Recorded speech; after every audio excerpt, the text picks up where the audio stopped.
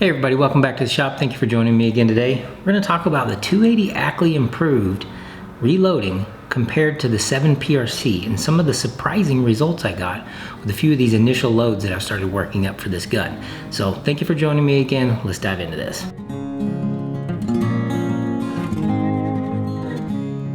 Alright, if you've seen the last few videos I've put out, I've been working with the 280 Ackley Improved, which is a 7mm projectile based off of the 30-06 cartridge by way of the 280 Remington, developed in the 1960s-ish. The 280 Remington is basically Ackleyized, meaning the shoulders were bumped up and flared out a little bit, giving it this 40-degree shoulder and a little bit more case capacity over something. Hold on a second. Sorry, it's a monsoon season here in Arizona, so forgive the thunder in the background. The 280 Ackley is just a modified version of the 280 Remington from the 1960s. So it gives you a little more case capacity, a little bit more velocity, and it still has all the good, wonderful characteristics of that 30-06 class or family of cartridges that was popular back in the day. Now I recently picked it up to start playing around with it in this Thompson Center Encore that I have right here in front of me. 24-inch barrel, nice gun. It's simple, it's classic, it's a break action single shot, so I've been enjoying playing with that type of rifle lately versus what I traditionally use, bolt actions or semi-automatic. So it's a little more classical styling, a little more old school. It kind of has that feeling of like an old school buffalo rifle. When I was putting this rifle together, I wanted to try a classic cartridge. I didn't want to go with something brand new. I have plenty of 6.5 Creedmoors. I have a 7 PRC, but I wanted to try a classic cartridge in that 7mm caliber, something that I could compare to the 7 PRC since it is the most popular 7 around today, you know, the newer cartridges. And I wanted to see if I could find something that was comparable to it that may give me some benefits over the 7 PRC that I'll talk about in this video. Predominantly, one of the bigger benefits is going to be lighter recoiling package, more readily available components in some capacities, because you can form 280 Ackley brass out of 280 Remington. There's a lot of that kicking around over the last 60, 70, 80 years or so, so it's been around a while. The 280 Ackley, you can still find it on the shelves. Surprisingly, I found quite a few boxes of it here at all the different local stores around. So the 280 Ackley was popularized and kind of standardized in 2008 or 2009-ish when Nosler actually sent it to SAMI for specification to standardize it, you know what I mean, to make it an official SAMI spec cartridge. Now, most of what I've seen on the shelves for the 280 Ackley is in that 150 to 160 grain class weight of bullets, and I've been trying out a couple different boxes of the stuff I could find locally and even some stuff I found online that was easy to get and readily available. I've tried out a few different bullets and I've had some pretty decent results. It's a comfortably looking like this gun could be a sub-minute gun pretty consistently with a lot of different types of ammo and bullet styles.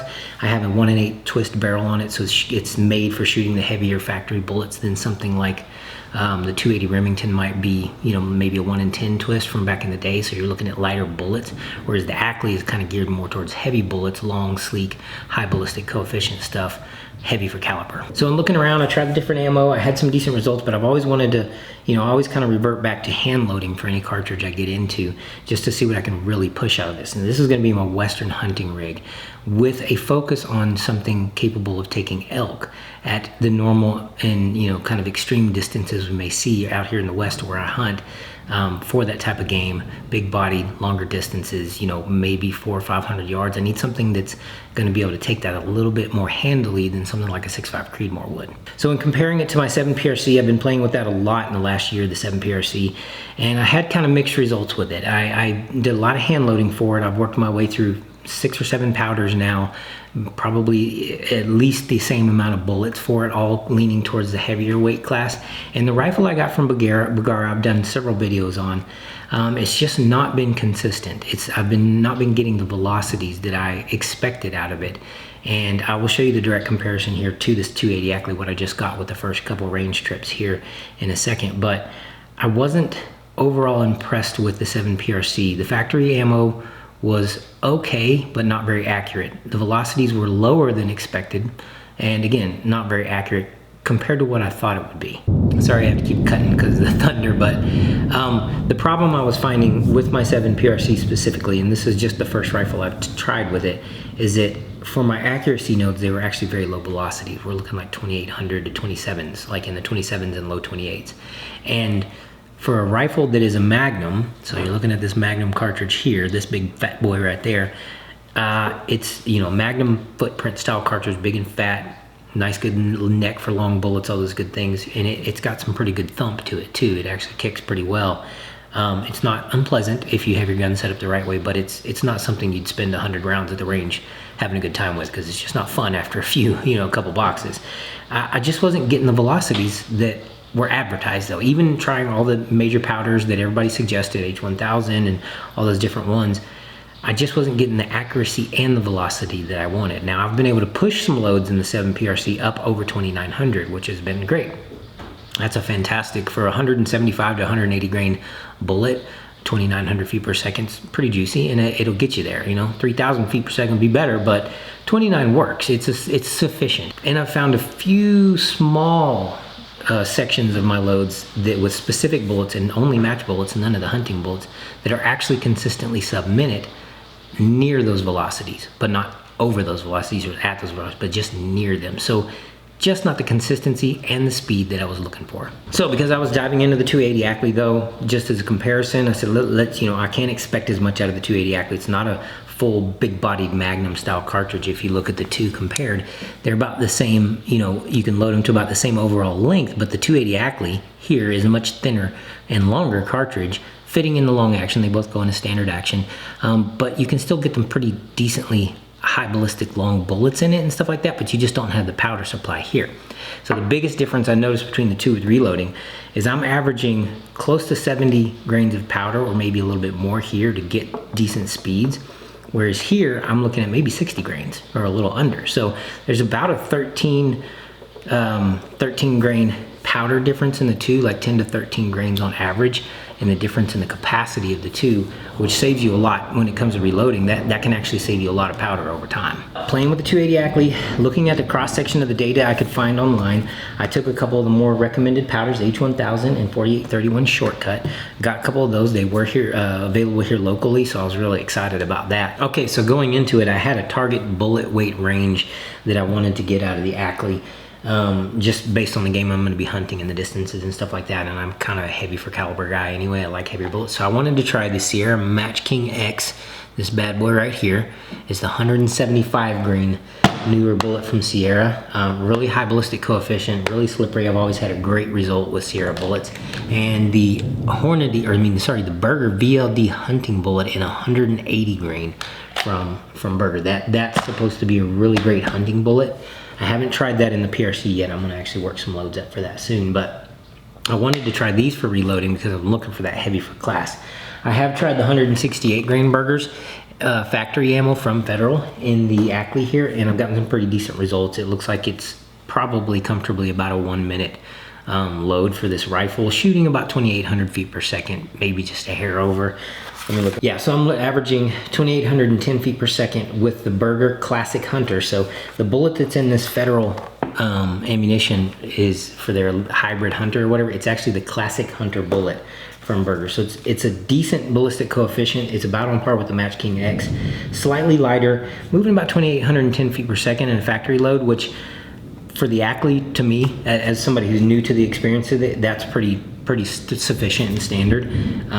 This SDs were really low. The minutes of angle I was getting just sub-minute, so pretty decent consistent load there. I could use it as a factory option, pull it off the shelf and go hunt. But I'm a special guy, I like to be a little bit extra, so I went ahead and shot for, with my heavier bullets and hand loading, I shot for going for 2,800. That was my goal. I met that goal. What did I do to get there? I took a cross section of the load data that was available for these powders and this recommended powders for the Ackley, and I went and did a small and short ladder test, and I did 3 rounds each of a couple different loads. So basically, as a mini ladder test, I just took 3 different charge weights, 58 grains, 59 grains, 60 grains, just under max. Went out, shot the 3 rounds to see what I'd get for velocities on just 1 round test and see what the spread would look like so far as pattern and everything. It's not a great, ladder tests are not where you really test out your accuracy of a specific load or anything. It's just kind of seeing what the rifle in general will do with that bullet in a broad range of powders, powder charges, and kind of what you get out of it. Here's what I got. So for the H1000 with the 175 grain Match-King-X, I started at 58 grains, did a 59 and a 60, and I topped out at 2808 velocity with 175 grain bullet. So I was right on par with what some of the better stuff from the factory had been shooting velocity wise. I hit the 2,800 feet per second mark. I didn't really run into much for pressure signs, maybe just a little bit of slight flattening on the primers. So that's not a big deal. I kind of tend to run a little hot anyway when it comes to hand loads. I'll kind of push it as far as I can, and I was trying to find that threshold in this mini ladder test before I went and started shooting group tests. But with some of these I decided to go a little bit hot. All right, so moving on to the 180 grain with H1000, the VLDH from Berger. I went with a 58-59-60, again, same powder charge weight, and I topped out at 2806. So I was right in the ballpark of what I was getting with the 175s. Both of them went over 2,800 feet per second. For a 7mm, shooting a little bit lighter than the 7 PRC, 24-inch barrel, and a pretty dinosaur cartridge at this point, pretty old. That was pretty dang spicy. 7mm, 180 grain bullet or 175 grain bullet, that's a super uber long range bullet. It is. If you wanted to do super uber long range stuff with it, like take it to a mile, you could do it with that load, that bullet, and that speed. Then I moved over to the 48-31 shortcut, and this is where things got interesting. I started actually with 48-31 shortcut. I couldn't actually find any specific direct data for the shortcut. I found 48-31, I found 78-31, but I couldn't find anything specifically on reloading manuals for 48-31 shortcut. So I just kind of guessed and threw out 3 powder charges, 57, 58, and 59 grains, kind of being a little conservative here, but maybe higher than what they might recommend for it. And for the 175 grain Match King, I nailed 2,834 feet per second. Dude, that's cool. Like, that's a full 100 feet per second faster than I was getting with the H1000. Now, I did start to get some dimpling on the primers with the 48-31. Dimpling on the primers, and they were a little bit flattening at the top. The highest rate one was. So at that 2,930 feet per second, I would say I've hit my pressure threshold with that one, a safe pressure threshold where I shouldn't go past. I've kind of maxed it out, and then maybe time to back it down a little bit. But what that does tell me is if I do back it down a couple tenths of a grain, I might eliminate some of that, the concerning pressure signs. Let's put it that way. They are starting to get concerning. When you start to see dimples, little craters, and it starts to get flat on top of your primer, that's becoming concerning, and that's where you need to start backing off. So if I back off of that by a half grain or a third of a grain or whatever, I might still be pretty darn close to 2,900 feet per second, cruising with 175 to 180 grain class bullets. That's where it beats my 7 PRC. Yeah, I won't say it outright beats the 7 PRC, because I know if I played around with the powders a little bit with the 7 PRC, I could probably push it close to 3,000 feet per second, and I have tried a couple loads in the 7 PRC, same class bullets, that were getting close to 3,000 feet per second, but there were major concerning pressure signs, and it was wildly varied insofar as accuracy. It was all over the place. It was not even close to what I would consider a huntable, load and that kind of thing. So right now, just this initial data, it looks like the 7 PRC and the 280 Ackley comparison, it looks like the 280 Ackley might be just the ones I have, data set of 1, the reloads I've worked up so far, the small subset of that. I haven't been doing this for years and years and years with these cartridges, but I might be able to bring something to the table with this 280 Ackley in a little bit lighter shooting platform, a little more streamlined platform that gets really darn close to 7 PRC in both velocity and bullet class. And that's pretty cool. I like that. It's not that there's no need for the 7 PRC. This is a fantastic cartridge. I will keep it. I'm going to shoot it. I'm going to load up for it. I'm going to continue to push it as high as I can. I might end up having to rebarrel my Bergara because it's just not giving me the accuracy consistency that I want. So I might rebarrel that thing and then try again and go through the 7 PRC again, see if I can't get loads. Because, I mean, don't get me wrong. A 180 grain bullet, 7mm, going 3,000 feet per second is going to beat the snot out of a 2,850 foot per second bullet so far as just pure long range, drag, drop, drift, all those good things down range. However, at reasonable hunting velocities and reasonable hunting distances and circumstances and scenarios, say 600 yards and in, 600 being kind of a max for me, maybe I'll try it, maybe I won't. Yeah, I mean, a bullet that gives you confidence past that and a shot and a load and a rifle that gives you confidence past that distance is a wonderful tool to have in your tool set. But if you give yourself reasonable barriers to that, 600 yards or whatever being your longest shot you'll take, then within that you're going to be good to go. Like, within that range, you've got everything you need to bring to the table to put down the largest game you can find. And there's nothing about the 280 Ackley that says I can't do that. If you just look at reasonable distance, the 7 PRC, the 280 Ackley, both of them are more than capable in those distances to take down anything that you would need to take down. It's unquestionable at this point. Now that I've seen the bullets that, that fly good out of it, the data on the load, the data on the velocities and stuff like that, like, okay, I know for a fact I can get out of my 280 Ackley a 180 grain load or 175 up over 2,800 feet per second. It's a major win.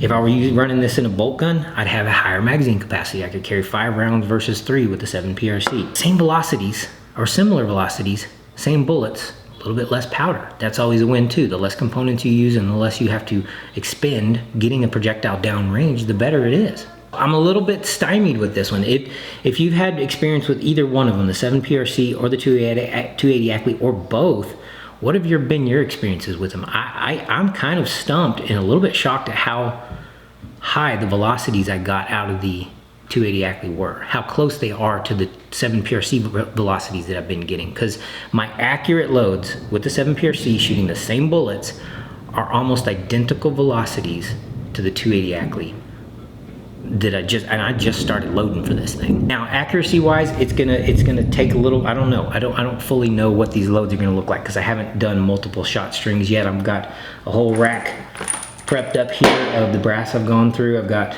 probably another 20 or 30 rounds of this Federal nickel coated brass right here that I've shot out, that I've got to clean and all those good things to get set up, because I put about 1, 2, 3, 4, 5, 6, maybe 100 rounds. I'm getting close to 100 rounds. So we're getting close to the break-in on this 280 Ackley. Let's say we're getting close to the break-in. I'd have to count it up. Getting close to the break-in. This thing looks like it's going to be a pretty decent shooter with everything I've shot through it so far. The only thing that I had some very flukish results with were the 155 grain terminal ascent. But I had some really weird results with the 155 grain terminal ascent Federal stuff. It was like, it looked like it was going to shoot really good groups at one point. I'm calling it a fluke now because it was sub-minute and it was like, yeah, all right, that's juicy. And then the next couple times I tried it, it was all over the place. And I'm like, okay, maybe I need to look over the scope, look over this, that, and the other. So I may revisit that factory ammo again, because the 155 grain terminal ascent was moving 2950 out of this thing, which is pretty spicy. And that's cool and everything, but if it's not accurate, then it's not useful for me. If it's a 2 minute or 2.5 minute or 3 minute bullet, it's not useful for me. Kind of like I was having with the PRC. Like, I have a lot of good stuff flying fast and high speeds out of that, but if it's not accurate, it's not worth it. So now that I know that I can get a 175 grain bullet at the very least moving close to 2,900 feet per second, or maybe slightly over, then I don't really see a reason to go backwards. Heavier bullets make bigger holes, and they're higher ballistic coefficients and they fly better. That's just all there is to it. That's fact. All right, so let's wrap it up. I've got to put together some loads for this thing with, I'm gonna use H4831. I'm actually gonna put together a few accuracy loads with the H1000 too, just to see, because I like to have a backup option.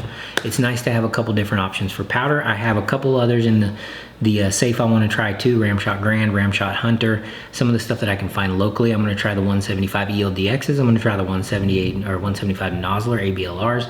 But these are the two bullets I really wanted to shoot, and they both look like shoot decently well. They both printed, let's see, let's just look at, for pity's sake, let's look at the group sizes I got with my ladder test. So these are 3 different charge weights, 3 bullets, 3 different charge weights, looking at on an average between 1 to 1.3 minutes of angle in the groups I shot. So that's 3 different charge weights of bullet, and all 3 bullets managed to fall less than 1.5 minutes. With a couple of them clustering together. So I actually tried to time, or count 1, 2, 3, which shot was which when I was extrapolating my data, and it looks like the middle and higher bullets on a couple of them were clustering together. So the higher end of the velocity spectrum, things were starting to cluster together pretty good. More testing is going to be needed on that. That is just like a superficial, 30,000 foot view, but I think the potential is there for accuracy.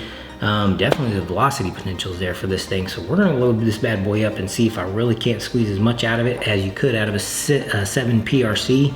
Maybe just have a little bit more consistency in the accuracy, because that would be fantastic. All right, get in the comments below. Let me know what you think. If you've got experience with the 280 Ackley improved, I want to hear about it. I mean, this is a brand new cartridge to me. I've never played with it before. I don't think I've ever even shot a 280 Remington before. Like, I am just now joining the 7mm, you know, fanboy phase of my, you know, shooting career. I did some 7 mag stuff way back in the day. Never owned one, but I had one that I shot a lot, and it was a buddy of mine. We went out shooting. We'd shoot nutria rats in the, you know, the swamps of Louisiana with the 7 mags and 270s and stuff, just for the fun of it. I had a 300 Weatherby mag too at the time that was mine, that I used to shoot nutria rats with and coyotes and stuff, and it was just big fun.